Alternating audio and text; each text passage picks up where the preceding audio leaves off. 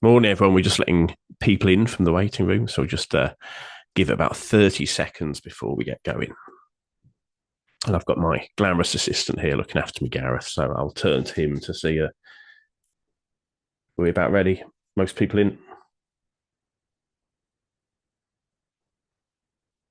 Cool. I'll take that as a yes. So, um, welcome everyone. My name is John from Jon Davies Accountants. Welcome to our first kind of live web event of 2026. We do have a program of these throughout the year, so we'll be one every month. We've got a number of topics coming up. They include things like next month actually is pricing for profits, which I'll admit is my favourite topic. We'll have one as we hit the new tax year about some of the main tax breaks. We've got one on getting your cash in faster.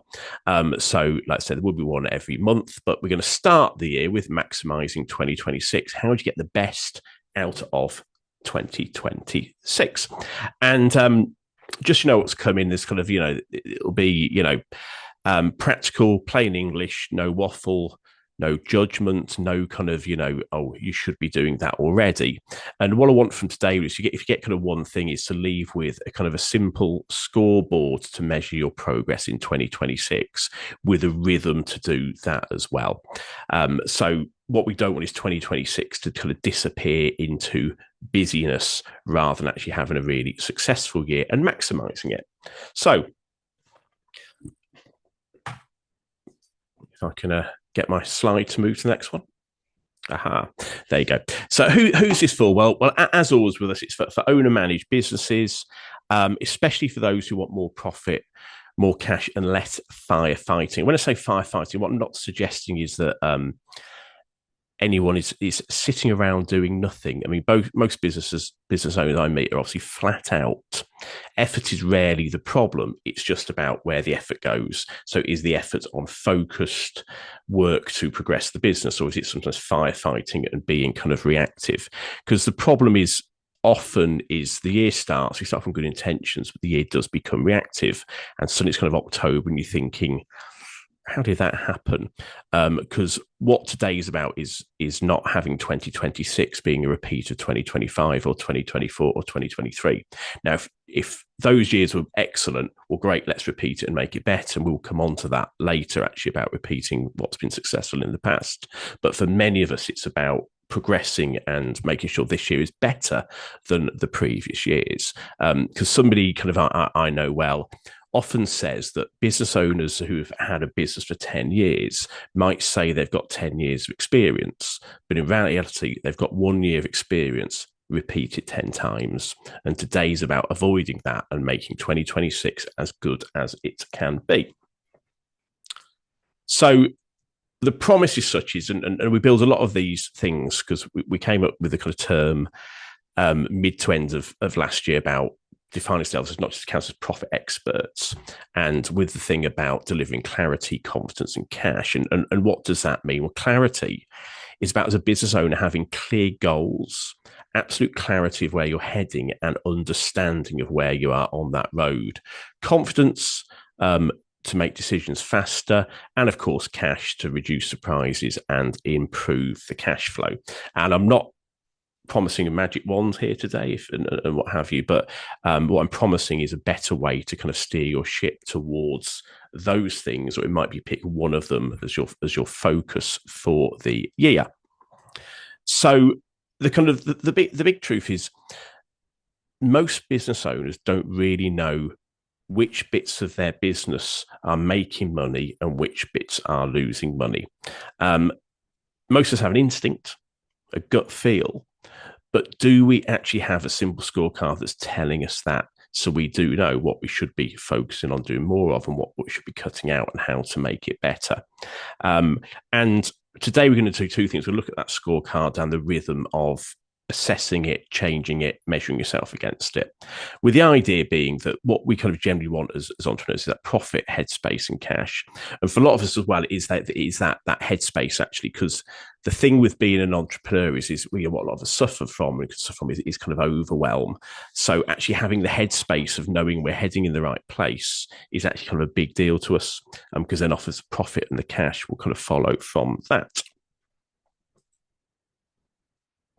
And we're going to start with a very simple kind of 2 minute scorecard because I'm sure many people on this call today will have a plan for 2026 and put stuff together. But I just want to kind of go very kind of simple in many ways, or very the summary of that. Um, and sharpen it. But simply, if you don't have a plan, a kind of a simple starting point. And for me, it's having about starting point is having kind of three targets, so not 30, not 40, not 50, three targets of what you want your sales to be for the year, your revenue target, um, the profit target for the year, and a cash target, how much cash you want in the bank. Um, and then off the back of that is having one 90-day move or one 90-day goal to help you towards that. And at the top, it might be you pick one of these, whether it's clarity, confidence, or cash, or you want kind of all of them, but certainly those three targets. And what we're going to be doing is looking at one 90-day move and helping through the course of this session over the next kind of 40 minutes or so of actually helping you pick your first 90-day move. Okay, so I do want to make the point here that habits beat goals and habits lead to goals. This is kind of really important. These goals are nice, but habits deliver them. And you don't get a better year by wanting it harder, just by setting a bigger goal as well. You get a better year by putting together a better routine to deliver it. So as we go through today, it'd be useful as you kind of think we're going on, what can I do? What habit can I have? What activity will make achieving the plan inevitable? That might be a weekly cash check, a weekly review of your pipeline, of your leads. It might be a weekly review of what you're doing and what you should stop doing. I quite like having, as well as my to-do list, do not to-do list, and flagging the things that I should not be doing is getting in the way of moving the business forward, and kind of reminding myself of that, of either, don't do it or delegate it. And a couple of habits I have as well, just to give an example of these sort of things, two big habits I have. The first, which is my 90 minutes. So in my calendar every day, my diary, my Outlook diary, and it's highlighted red. My diary is color coded red. Means it's kind of immovable, and that might include a meeting, but also my 90 minutes, which is time set aside to work on the business. So during that 90 minutes, I can't do client work, I can't do admin. It's going to be something strategic or marketing or what have you. It's going to drive the business forward. And by doing that every day, I'm always making progress towards the goals. And I'll hold my hands up and say that there are some days it doesn't happen, and it might be for good reason, a day's holiday, or other days I might move it around, and I might do none on one day because I'm out for the day, and two the day after. But continue to do those every day and every week is hugely important. And the other one is, and we're going to touch on scorecards, is having a weekly scorecard, but having a weekly meeting to look at it. So at 2 p.m. every Monday, on Monday morning, Gareth pulls together our measures on our scorecard, and at 2 p.m. we have the meeting to look at them and measure them. And we do that weekly. And why weekly as opposed to kind of quarterly or monthly? Well, it means we get 52 chances to fix it. So, hopefully every week you're saying, well done, we're ahead. What can we do more of? But if we do slip behind, we see it very quickly and have many chances, therefore, to fix it. So there are a couple of habits we have. And like I say, if you want a different outcome, you might need a different routine this year. So why do good businesses stall? Well, and that's the thing, why do they deliver the same year over and over and over? And as I mentioned earlier, it's not because the owner is lazy. It's usually because they're being reactive rather than proactive, reacting to what happens, the firefighting, because busy does not equal better. And the game change can be that thing of having a scorecard that you're looking at on a regular basis, a weekly basis, with that rhythm of assessing it and then doing the actions to keep making it better. And like I say, to me, a big one is getting momentum, because if we're achieving things and seeing results, you get momentum to do more. So that's kind of key here. And what I'm going to look at for part of this is what we have on a scorecard. So my scorecard has a number of kind of input measures. So if I look at, a big thing for us is say bringing new clients in, and therefore we have some measures on there, the inputs we need to do that. So how many blogs have we published this week? How many network events we've been to? How many emails have gone out and so on and so forth, that sort of thing. Then through that gets to how many leads did we have, how many meetings did we book, because you can't become a client of ours without a meeting. So that's like a key trigger. How many meetings did we have? Because not all meetings booked happened, and therefore through to clients. But ultimately, when we work with our clients on a scorecard, the end result is kind of these eight numbers. These are kind of the outputs that are kind of tracking where you're going to. And the BDR, it says at the top, is we call this our business diagnostic review or profit diagnostic review scorecard. And these are therefore the outputs we're looking at. I'm just going to kind of talk through these to give you an idea of something you should be measuring, and the impact you have on these numbers will help you assess whether the plan you have in place is A, you are delivering it, but B, it's actually having a measurable impact on your business, because they're not the only numbers in the world. But what these do are they check, are you growing properly? Are you growing profitably? Are you converting profit into cash? And are you building a business that performs without burning you and all of the team out? So I'm going to go through each of them and look at, A, what they mean, and B, things you can do to make them better. So the first one's revenue. Hopefully relatively self-explanatory to a business owner. This is your sales figure. And it's also showing your top line demand and your scale. And common leaks here are actually chasing turnover that is not profitable, because the old saying isn't turnover vanity is profit sanity. But actually, that is a leak where people sometimes are pleased about their revenue, but actually it's no fun, that revenue, because it's not driving any profits. It's just hard work. A couple of things you can do to improve it. Tightening your sales focus, i.e., who are you really for? Who are you selling to? Who's your business for? We had a chat a couple of days ago actually about our payroll offering. We do payroll for the vast chunk of our clients, but we also do it for few businesses who we don't do the accounts for. Like a few kind of large businesses who might be audited and what have you, and I not our focus for being their accountant, but we do the payroll, and therefore we're just looking at actually could we expand that offering, and therefore we need to be really clear to ourselves. There is what is our focus if we are selling that, who are we looking for, precisely what size of business, what do they do, what's the service they need, and therefore can we offer it if we're going to push that. The other one is reviewing pricing. Like I say, pricing is my favorite subject, and next month I'm doing a session on pricing for profit, about some of the strategies of your pricing, but at its simplest is the quickest way to increase revenue and profit. So to put your prices up, clearly that increases revenue, but generally putting your price up, of course, there's no additional cost, so it goes straight to the bottom line. It has to be done properly.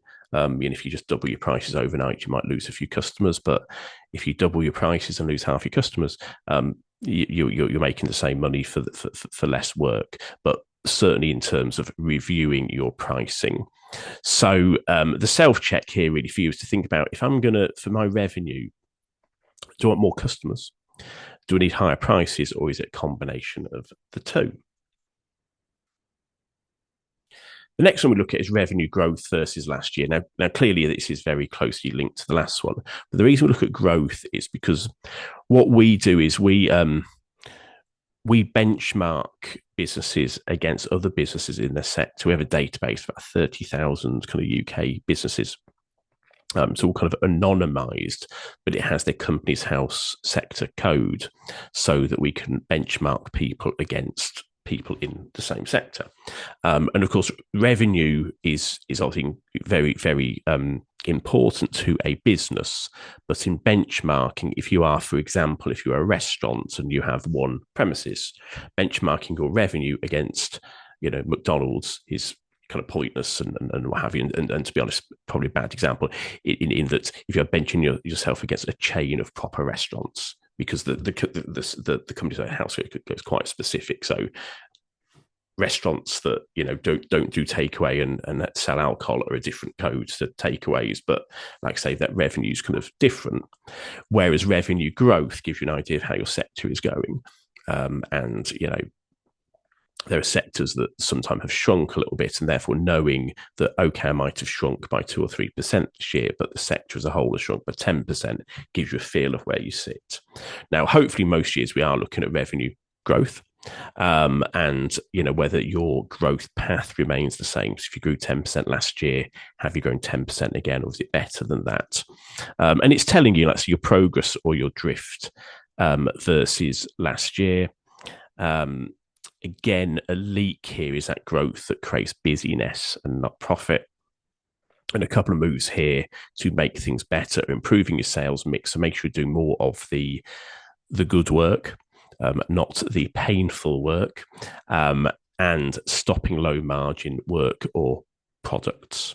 And the next one we're going to look at margins, but that thing of actually realizing which bits you're selling, which make the money, if they're at low margin, therefore either stopping them or playing with the pricing to ensure they become high margin work.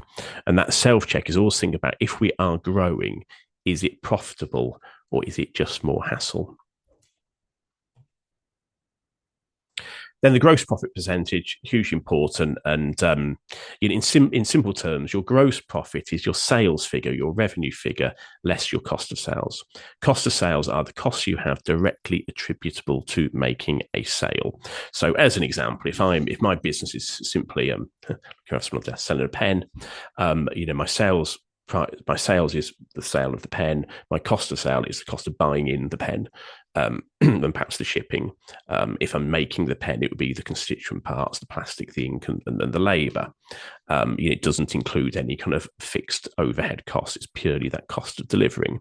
And your gross profit is sales as cost of sales. Gross profit percentage is therefore your gross profit expressed as a percentage of your sales figure. So if your sales are £100, it's cost you £40 to deliver that. Your profit's £60 or 60%. And what it tells you is about your efficiency in delivering the product itself or the service, and your kind of pricing and your pricing power. Have you got your pricing right? And big leaks here are discounting. I don't like discounting. We do have a matrix actually, which we kind of share, which shows the impact of discounting, and it depends on what your gross profit percentage is. But it shows that, as an example, it may be that a discount of 10% means you've got to sell 25% more pens to make the same profit. So discounting is something that has to be thought about very carefully if ever you're doing it. But discounting has immediately hits your gross profit percentage. Another one is scope creep, which, if you're a service business particularly, and you can argue it's discounting in disguise, scope creep is doing work for free that you haven't been paid for, and can happen very easily in a service where it becomes a little blurred. Can I just ask another query? Can you just do this for me? To use an analogy, we can put it all pictures. If you're a painter decorator and you're getting paid to paint the lounge, it's the customer saying, "Oh, actually, while you're here, can you just touch up the hallway?" And then doing that, and that's an extra kind of cost you, but you're not getting paid for it. So that is kind of really important. And therefore, 2 moves to make this better. The first one is reviewing your prices and your gross profit percentage on ultimately all your service and products. But if it's the quick win is your top 5 or your top 10. I was speaking to a client last week, and they have a service business, and much of the work is project based. So on every project they do, they put a budget together of what it's going to cost. They have a target gross profit percentage. So let's say, to use my simple example from a moment ago, if the cost is going to be 40 quid, they want a gross profit percentage of 60%. Therefore, the sales price must be £100. And then what is key, of course, is at the end of the project, they measure the costs really were kept to the £40. But certainly, therefore, step 1 is actually review your gross margin on your top 5 or 10 products or services. The second one is to tighten what is included in what you're delivering, particularly if you are service based. To just ensure, therefore, that is, you're not giving stuff away for free, which is an immediate kind of impact. And the self check is that, do you know your gross profit percentage by service line? Okay. Operating profit. We obviously look at this as this is ultimately the most important number for most businesses. What is the profit? What are you left with after all of the costs? because this is after the overheads as well. We look at it as a percentage as well, because if we are benchmarking against your competitors, they may be bigger than you, may be smaller than you, but of course the percentage return on a restaurant or an accountancy firm and so on and so forth give you an idea of how you are doing overall. But fundamentally, of course, profit is the most important figure we hit here. And what it tells you is how strong the business model is.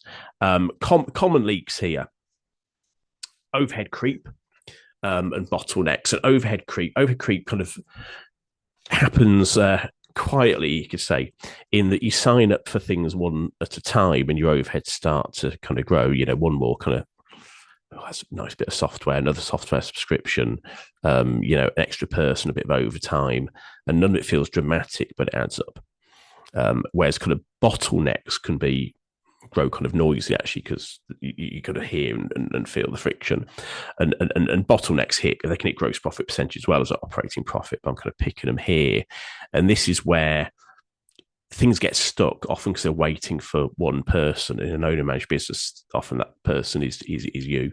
Sometimes I might describe myself as like the office dad, and John, can you look at this? John, can you help me here? And it's not because you're doing anything wrong. Is that thing sometimes there's too much of dependency on you, the approval point for everything, and kind of you'll recognise his bottlenecks if you hear things like, I don't know, I can't finish this until you look at it. Oh yeah, it's done. It's in your inbox. Can you check that? Or waiting for your decision. And when that happens, you end up getting kind of delays, more rework. People waiting around, positivity drops, and it kind of hits on profits because your costs are going up, but you're not got that throughput of stuff. So a couple of simple moves here. First is an overhead reset or check. You just check your overheads, and go down and look. Basically do it. I mean, if the quick one is pick your biggest 5 or 10 and say, do I still need that? And if I do still need that, okay, am I getting good value for what I've got? The long-term one is look at all of them, and subscriptions are a classic here. In my profit and loss account, in Zero, the kind of software, my profit loss is very, very detailed. And by that as an example, rather than have an account for IT and software, I've got IT-Adobe, the PDF software, IT-Brightpay, payroll software, through to IT-Zero, and with next, IT-Zapier. And the reason I do that is I've got the granularity, and I can look at a monthly P&L column by column and very quickly spot any fluctuations in any individual one. But also, because they're all on there and named, it's hard for me to forget I've got one, which I have been guilty of in the past. You sign up for a software subscription that might be 15 or 20 quid, and you kind of forget you're not using it, and you forget about it, you're still paying for it. So that overhead review. The other one would be remove one bottleneck, and that would be delegating a decision, and assuming a decision, not necessarily a task, i.e. something that means it doesn't need you to kind of progress, and then maybe a rule, a checklist or framework to allow people to make that decision. It might be if it's, it might be on, I don't know, buying, stationery or whatever it might be, or stuff for the office. If it's less than 100 quid, you don't have to ask me, or whatever that framework might be, but something that actually frees up that bottleneck, because the self-check becomes, could you lift your operating profit percentage by 1% in the next 90 days? And 1% might not sound much, and by that, therefore, surely it's very achievable. But if you're a 7-figure business, that can actually be quite a big output or impact on your profit to do in a quarter, quite simply, because a 1% move isn't big. We always have to do that in the next 90 days. Okay. Our next one is cash days. And cash days are basically how long cash is tied up in the business. So the gap between you paying a supplier and getting paid by your customer. Example I use here a lot is one of our clients is a kind of clothes designer, and they sell through the likes of Next and Very. So they may get an order today from Next saying, can we have £50,000 worth of clothes? And to make it easy for me, let's say the order comes on the 1st of January. Now, the clothes are actually made in China. So they will therefore receive the order from Next on the 1st of January, put the order into the supplier in China on the 1st of January. The supplier is on 30-day terms. So they have to pay for the stock on 31st of January. But it takes 60 days to actually manufacture and for them to arrive in the UK. So they arrive here the 28th of Feb at, say, Next's warehouse. On that day, they're allowed to invoice Next, and Next pay 90 days later, which is the 31st of May, which means that, therefore, there's a gap between the 31st of January payment of the supplier and the 31st of May receipt from the customer, 4 months, so probably 120 cash days in kind of simple terms. And that is the point. The step one is knowing that, because there are ways of bridging that gap, there's finance facilities and so on and so forth. But fundamentally, step one is knowing it. Step two is, if you can, making it less. And like I say, later in the year, I'll do a session devoted to cash flow and ways of making the cash kind of flow better. Because the leak here, though, can often be slow invoicing or a weak rhythm for actually chasing debtors. There are others around, obviously suppliers as well, but I'm going to pick the two that are on the kind of the sales and the debtor side. So 2 moves here would be to ensure you invoice everything within 24 hours, and also then putting a rhythm in place for contacting and chasing your debtors. That might be, if you are on 90-day terms, a reminder just before it's due. And I will say Next will pay on time, so it's not a problem in itself, the reminder. But if anyone is late, is then kind of chasing them. And I think it's very British thing. We like to talk about money, and certainly don't feel very awkward asking somebody to pay us for what we've done. Is quite a common thing. If this is the case, well, first you obviously get somebody else in your team to do it.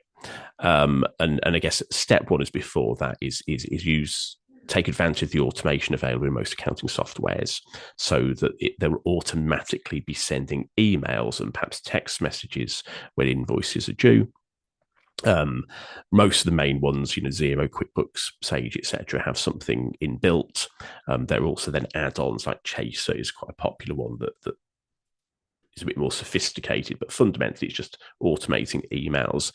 After that, like I say, if you've got a real person who can pick up the phone, and like I say, if you're not comfortable doing it yourself, particularly in a service business where you might have a relationship and want it to be very different, to talk about the money to deliver the service, get someone else to do it. And if you don't have somebody else, what I did when we started was I invented somebody else.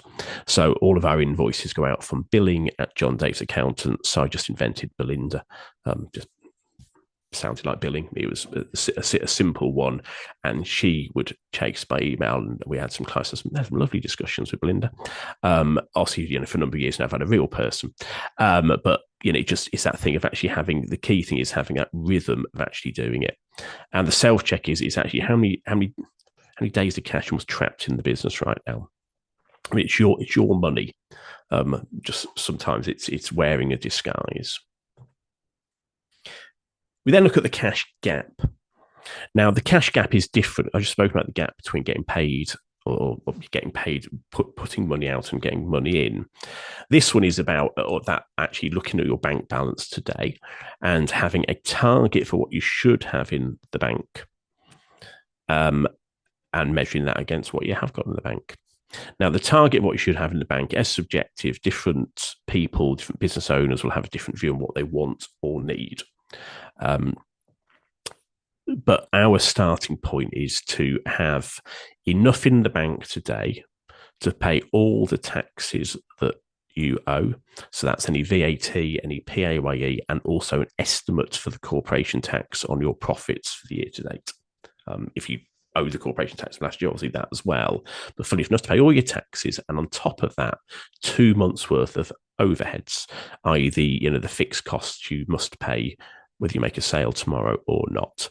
And that's going to give you a buffer and comfort as well, actually, because there's nothing worse than having to check the bank every day to see if you can afford to pay the suppliers. And that's taking headspace up, to go back to the early point about headspace and kind of focus. And like I said, different people have different view on precisely how much they need in there, but that's a good starting point. We have a client who we do a weekly cash flow forecast for. And funny, when COVID hit, they've always been quite prudent and wanted quite a decent amount of money in the bank, due to having, a bad time many years ago, long before kind of we met them. But when COVID hit, they're not in the travel industry themselves, but most of their customers are. So, for example, TUI, I think Thomas Cook had perhaps just gone bust before COVID, but certainly TUI, Thomas Cook, they're the main customers, which meant basically when COVID hit, there was no travel. Their customers doing nothing, and therefore didn't need anything from them. And therefore, having this buffer there was hugely important. And what we were actually doing every week was measuring the kind of the cash gap. And also measuring what we called cash day. If we never make another sale, when will we run out of cash? But of course, the fact they had the buffer meant that actually they were actually quite robust, and kind of came through the other side very kind of very healthy. So in terms, therefore, of a couple of the moves, well, the first one is actually to deliberately build the buffer, to actually be aware of what you want and work your way kind of towards it. And work your way towards it deliberately on a weekly basis. And the second one is actually improving, the cash days. There will be a knock on from your cash days clearly to this, of doing that. And the self check is that thing of, if I had enough to pay the tax for the next 2 months overheads, does that give me comfort? Or do I actually want 6 months of overheads? Or actually, I'm actually comfortable that when I look at my overheads, they are actually relatively flexible. I could actually cut them quite quickly, and therefore I don't need quite as much. So step one is finding that self-check, find the target, and then kind of how you feel about where you are against that right now. Then we've got the revenue per employee, is relatively self-explanatory. It's your sales divided by your number of employees. And this does include admin people, as every employee you have, done as full-time equivalent, because it's measuring how efficient your team is. It's not about, and this is, it's not about working people harder. It's about being efficient and the business running more smoothly. And I think this is an interesting one since we benchmark against other businesses, because we were talking with a restaurant client of ours last year. We say we felt, it wasn't just we felt, we in my account, we had our calculator out and knew that the wages costs were just too much for the size restaurant. And ultimately, by benchmarking the revenue per employee, could say they were overstaffed compared to all their competitors. Because initially the thought was, no, actually we need as many people to deliver good service and so on and so forth. And to an extent that was true, but then actually seeing that everyone else was doing it more efficiently made us think, well, actually, do we, or how could we do this? Or even, do we need that many people on at 4 p.m. on a Tuesday afternoon? So it's an important number, and it's quite interesting to kind of see how you compare to other businesses. Common leaks here about manual work, admin drag, inconsistent processes. So things that happened a long way round, or things where you're rekeying things over and over into different systems and different places. You're fixing avoidable errors. You've got different people doing the same task but in different ways. So a couple of practical moves here would be standardize, well, all of your processes, but start with one key process. What's something you do all the time in your business? Ensure you have a best way of doing it with a checklist. And I think this, there's two things here, isn't there? That will make you more efficient, but also mean there is a consistent customer experience as well. I know that the simple one on systems that was thrown where if you go to Big Mac anywhere in the country or probably the world, you get the same ordering experience and customer experience, and whether that's good or bad in McDonald's is up to you, but it'll be consistent. But certainly the product will be consistent, and in the background, incredibly efficient too, because it's been done in exactly the same way. The other one is to automate one repetitive task. Something small but frequent. That could be your invoicing. It could be your invoice chasing.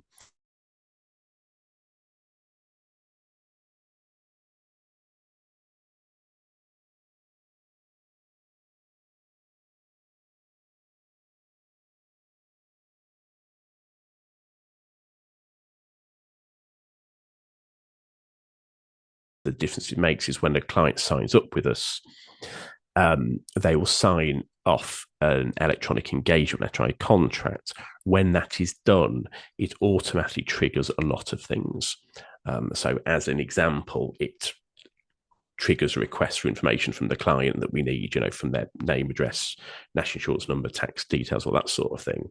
But it automatically raises an invoice in our Xero, our accounting software. It sends a direct debit form to the client.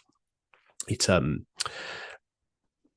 creates folders on our server for the client with all the bits we need in there, downloads the proposal and stuff into there, but then also it goes into our CRM, puts all their details, it goes into our workflow system. So for each service they have selected, it triggers the workflow for that. And that used to be quite, years ago, that was all done by a person and took a while. But of course, having all that done by a combination of the softwares already speaking to each other and Zapier is hugely time saving.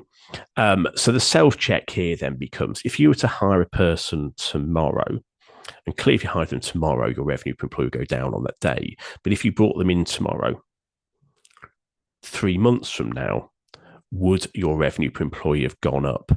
Because they're helping the business deliver and produce more, or are they just coming into firefight and help, because you're not efficient now? So it's that thing is, do you need more people or do you need better systems first?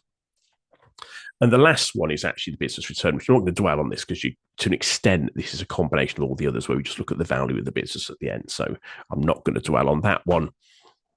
But we end up with a bit of a map of where the profit leaks are. And generally, the leaks are in one of 5 places. And you've either got a capacity leak, and that might be a personal. It might actually be capacity, like, if you're a production line, you size a building. You've got a cash leak, an overhead leak, or a pricing and margin leak.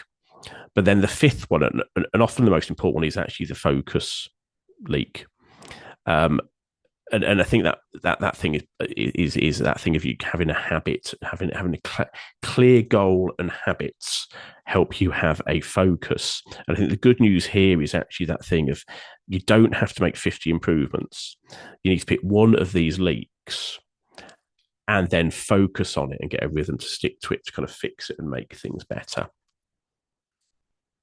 And on that kind of profit leak fix or the profit leaks fixes, it's that thing. Many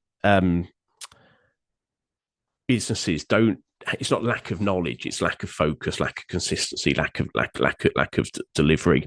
And when something works, it's that thing, as I mentioned earlier. If it's worked, doing more of it. As entrepreneurs, we are all guilty of the kind of shiny new object and want to do kind of lots of stuff and, that's really, really good. But actually, sometimes it's a case of actually working out that something works and doing more of it and doing it consistently. It's that common thing, isn't it? I did a marketing campaign. It worked really well.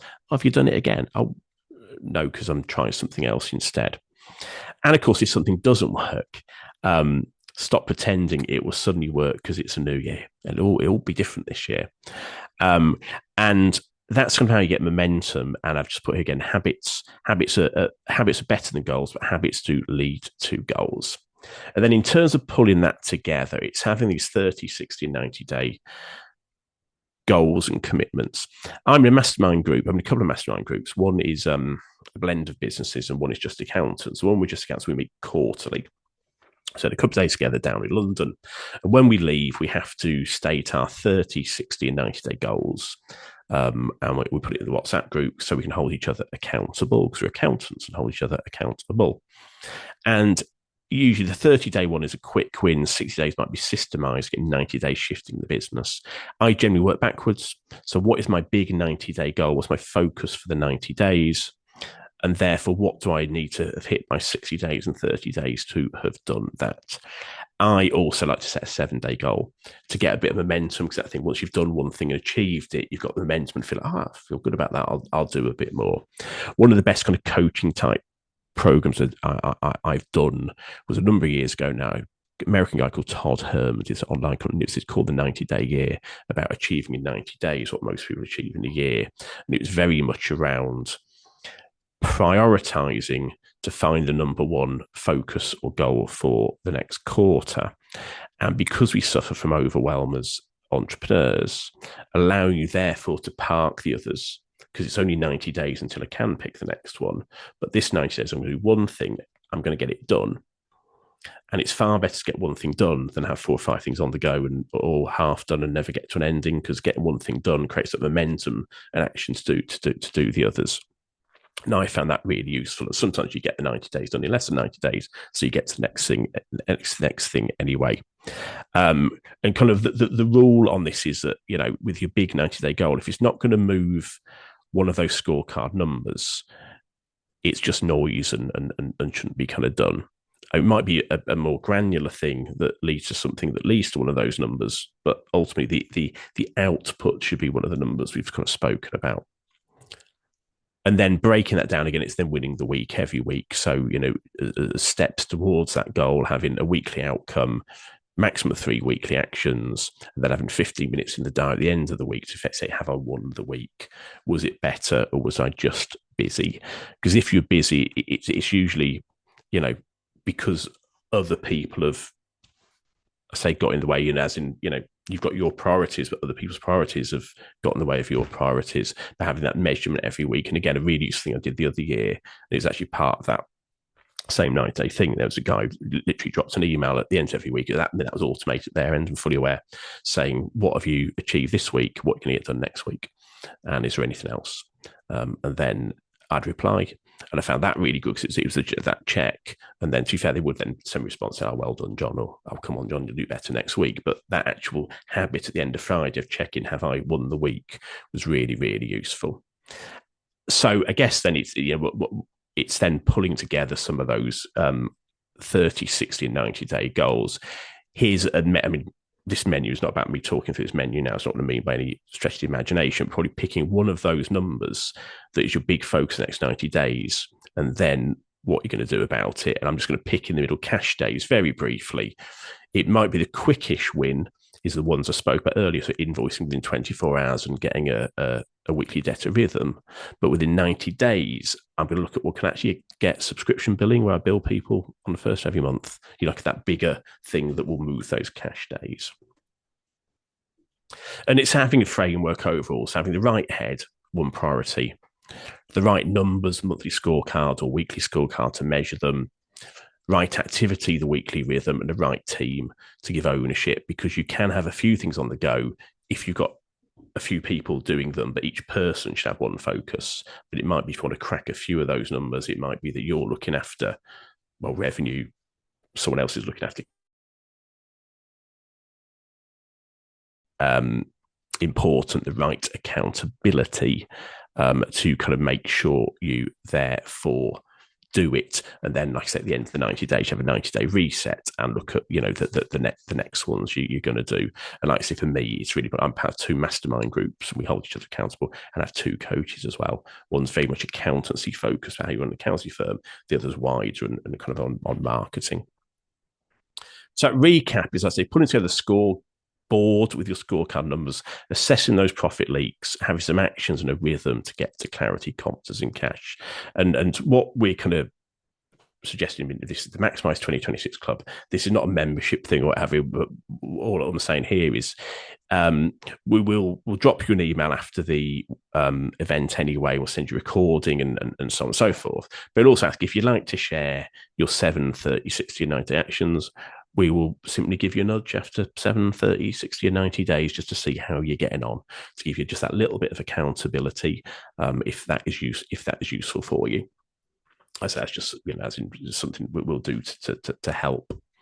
The other thing as well, actually, excuse me, is that what we're willing to actually offer anyone on this kind of call is a business diagnostic review, where we'll do a session looking at that scorecard for your business, identifying leaks and agreeing your best 90-day move or moves. And we've got 5 of those sessions available. They're free. So just to be clear, there'll be a QR code in a couple of slides if you want to book it, and we'll put the link in the chat at the appropriate time as well.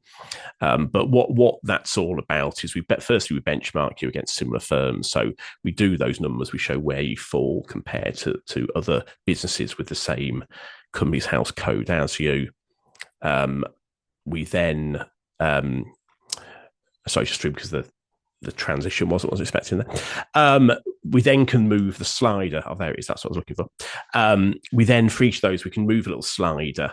So you can see it's like a green bar change. We can show, okay, if we moved your revenue by 10%, it would have an impact of this on your profits. And we kind of do them together to show, back to I mentioned earlier, that making a 1% change your operating profit percentage or reducing your overheads by 1% is very doable. But when you put a 1% increase in your revenue, 1% increase in your gross profit, 1%, and so on and so forth, it can become quite a large figure. So we do that because then by doing that, we can think about, okay, what are the 3 quick wins in a 1-page plan? We normally do charge for that, but let's say we're opening up 5 spots for people on this call. And who's it aimed for? Owner-managed businesses, usually over 500,000 turnover. I mean, it's not actually so much about the turnover; it's about the being ambitious and kind of wanting some proactive support. And generally works, things like the revenue per employee number as an example is better for people who do have a team. But like I say, we do have kind of solo businesses doing it who are on a kind of a growth path and looking to really grow. So, like I say, if that's something that would be helpful to you, you can use this QR code or the links below. I'm going to move to the next slide, which still has those. So don't with that. This will be on the screen for the rest of. Well, so I'm going to finish speaking in about 60 seconds and open up to Q&A. But this will stay on there while we do the Q&A. But also, Gareth will put, or might have already put, the link in the chat, and we will send an email afterwards with that link in for the web event. And I guess then I will open it to any questions. I can see we have had a couple of questions come in. I'm going to look over to Gareth as well and to my other screen. Lost me a bits. So Gareth, you'll have to point me in the right direction for where I'm clicking here. I'll apologise for my technical thing as a Q&A bit. Got you. It's the first. Someone's asked about the thing here. Yeah, it's the first 5 who register. And we sort of said 5 we might be open to more. It's more to handle, to make it manageable in my diary over the next few weeks.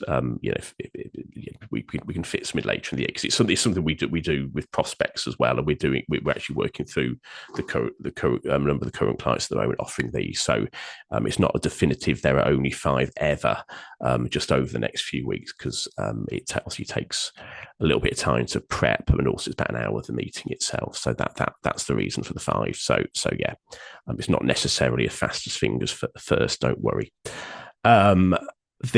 Another about, if I could only focus on one number first, which one should it be? It's about, I guess, picking what's causing you the most stress right now. So if, as an example, you're waking up in the morning, going to the bank account, see what the bank balance is because I'm worried about who can I pay and what have you, it is probably the cash days or the cash gap. If you're busy, but you feel very busy, but the profit isn't there, it might be the gross profit percentage. So it will kind of depend, but probably the starting point is what's stressing me out the most today would be a very good starter one. Okay, what about one about how to set my cash gap target properly? That overcomplicated. Well, let's say it's the simple one. I mean, people have a different view on how many months of overheads, but if you have your accounting for the overheads, if you look at your accounting software and look at a monthly P&L, you can see broadly what the monthly overheads are. Now there might be some movement because some things are paid annually, but again, you can kind of look at what's coming up, and if you pay your insurance annually or something that's due in February, you might include that in your cash target in January because that is coming. And in terms of the taxes, excuse me, your PAYE is probably relatively steady monthly. If your wage is steady monthly, same for your VAT on a quarterly basis, and then corporation tax. If step one would be to look at the also your profits in your accounting software, and I mean, the corporation tax rate is 25%. If your profit's more than $250,000, it's 19% less than 50,000. So again, having a feel, and I'd use the higher rate, the 25%, because better to have a bit more than not enough. So I put chuckles at the recent Ryanair boss quote: "Regards awful customers, don't comply with our rules, will hate you and torture you." Well, there you go. There's one for customer experience and good old Ryanair. They'll be charging to use the toilet soon, I am sure. And one other question. Yeah. So, what's the quickest win for the next 30 days? I think, and I'm trying to work out the days in my head, and unfortunately, our pricing webinar is more than 30 days. Right? It's on the 25th. Actually, it says on the next slide. Actually, to be specific, I'm going to go for the 25th of Feb. Yes, thank God. But pricing, the simple, quickest way to make everything better is to put your prices up. And so when I say that, I do not mean put it up for a laugh. By that, I mean is think about it, and what you can justify by making it very clear the value you have, and so on and so forth. And that might be actually keeping your price exactly the same for exactly what it's delivering, but having an additional option, an upgrade option, or something that allows people to pay you more. So I also think kind of a pricing review and looking at your pricing is the single quickest win. And I don't think are there any? No. Okay, so that's all the questions I've got at the moment. So if you have got another one, I'll give you 30 seconds while I'm just doing the kind of closing bit, because hope that was useful. Like I say, what we'll do is we will send out a recording of this, and in that recording there'll also be the link if you want to do book one of the profit reviews and what have you. And like I say, the next one, we've got one of these every month, and we're covering profits, including, and I have actually got the list over here, so I'm actually going to look at that. I won't really read all 12. We actually got a revenue per employee. One, we've got tax wins without the nonsense. 10 tip-top tax tips. Try and say that twice in a row, and getting paid faster. And let's say next month is the pricing for profits, where we look at different ways of doing your pricing, including things like that. So, offering kind of upgrades, but very much about the kind of psychology of pricing.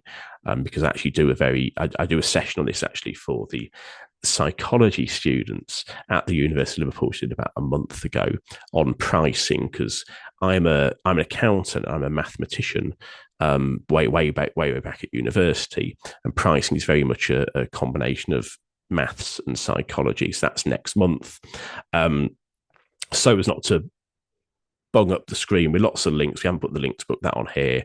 We'll put a link in like I said, the email follow up, and also obviously before the next email will be before the 25th of February, we'll send you an email with a chance to book on that.